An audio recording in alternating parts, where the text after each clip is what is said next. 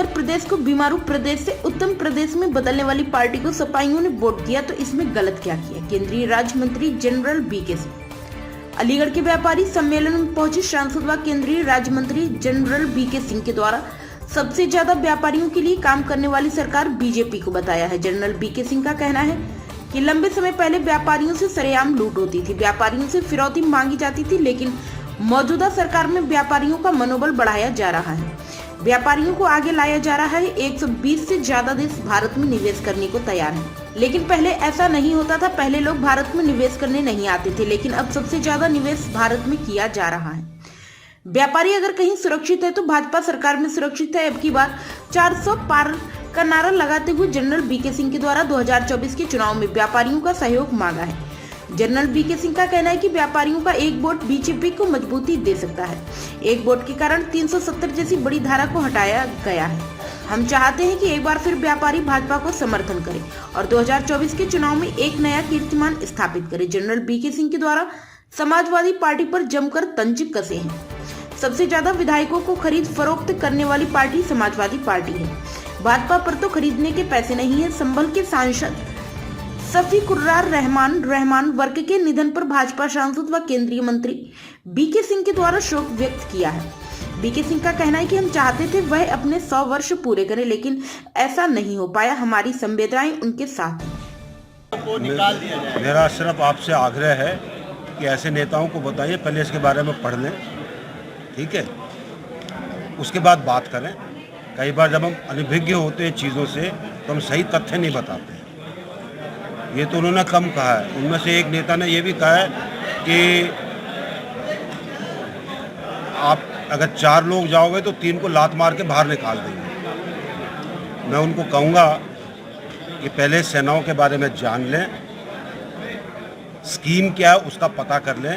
Scheme अभी शुरू हुई है, पहला बैच गया है, अभी उस बैच के 4 साल बाकी हैं। तो अभी से आप क्या कहते हैं लोगों के अंदर शंकाएं पैदा करने लगें तो आपकी नीयत साफ नहीं है। आप सिर्फ लोगों को बरगलाने का काम कर रहे हैं, जो कि जिसका कोई औचित्य नहीं। राज्यसभा में समाजवादी पार्टी विधायकों को तोड़ लिया गया। अखिलेश यादव कह रहे हैं कि मतलब पैकेज दे दिया है भाजपा ने सपा विधायकों को। 8वां प्रत्याशी आपका जीत रहा है। जब कोई हार के कगार पर होता है तो तिनकों को ढूंढता जिससे कुछ सहारा मिल जाए। तो इन तिनकों की और ऐसी चीज़ों की के बारे में सोचना नहीं चाहिए। जो लोग गए बड़े समझदार लोग हैं, जिन्होंने वोटिंग में अपना वोट दिया है, उनको शायद लगा कि उनको एक ऐसी पार्टी को समर्थन देना चाहिए जो विश्व की सबसे बड़ी पार्टी है, जिस पार्टी ने उत्तर प्रदेश को एक बीमारू प्रदेश से उत्तम प्रदेश के अंदर बदल दिया है। तो इसमें बुरा क्या है?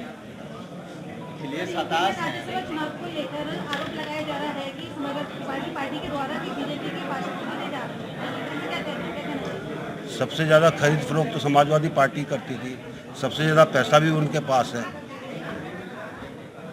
तो हम कहाँ से खरीद फरोख्त करेंगे? अखिलेश यादव हताश निराश है। 400 पार आप सीट ला रहे हो तो आगे राजनीति में लोग क्या करेंगे? देखिए, जो उनको करना वो करे। हमें आप भाजपा के बारे में पूछिए कि हमने क्या करा। आवाज़ नहीं आ रही आपकी साफ।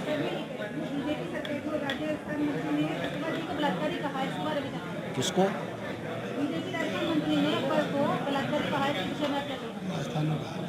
राजस्थान में कहा मुझे पता नहीं जी। मुझे कोई जानकारी। मंत्री जी, अलीगढ़ ताला नगरी के नाम से अलीगढ़ की ख्याति है। जो है ताला उद्योग पे 18% कच्चे माल पर जीएसटी है, 18% बने हुए माल पर जीएसटी है, 36% जीएसटी देने के बाद अलीगढ़ के कारोबार पर इसका विपरीत जो प्रभाव पड़ रहा है। छोटे छोटे फैक्ट्रियाँ बंद हो गई। देखिए, ऐसा है, जहाँ तक जीएसटी का सवाल है, जीएसटी के अंदर प्रदेश के वित्त मंत्री जाते हैं। एक वहाँ पर कमेटी है, जीएसटी कमेटी, जिसमें सब प्रदेशों के वित्त मंत्री होते हैं। तो मैं तो ये कहूँगा, अगर आपकी कोई दिक्कत है तो हमारे प्रदेश के वित्त मंत्री को वो बात की जाए, ताकि वो उस चीज़ को वहाँ पर बोल सकें और उसके अंदर बदलाव ला सकें। विपक्ष आरोप लगा रहा है कि ईडी, सीआईडी, सीबीआई और इनकम टैक्स कौन आरोप लगा रहा? विपक्ष आरोप लगा रहा है कि इसका दुरुपयोग किया जा रहा है, व्यापारियों उद्योगपतियों से धन उगाही की जा रही है, चंदा उगाही की जा रही है।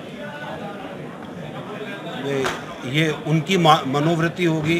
मेरे को तो नहीं लगता कि भारतीय जनता पार्टी की सरकार की ऐसी मनोवृत्ति होगी। इलेक्टोरल बॉन्ड में 6,000 करोड़ रुपए इकट्ठे हो गए।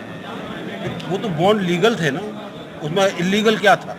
सुप्रीम कोर्ट ने नहीं, उन बॉन्ड्स के अंदर सब पार्टियों के पास बॉन्ड है, उसमें इलीगल क्या था? लेकिन भाजपा ने ईडी, सीबीआई और इनकम टैक्स का दुरुपयोग नहीं, जो ये बोल रहे उन्होंने दिया क्या पैसा? उनके ऊपर अगर सीबीआई रेड हो कल, वो देंगे क्या पैसा?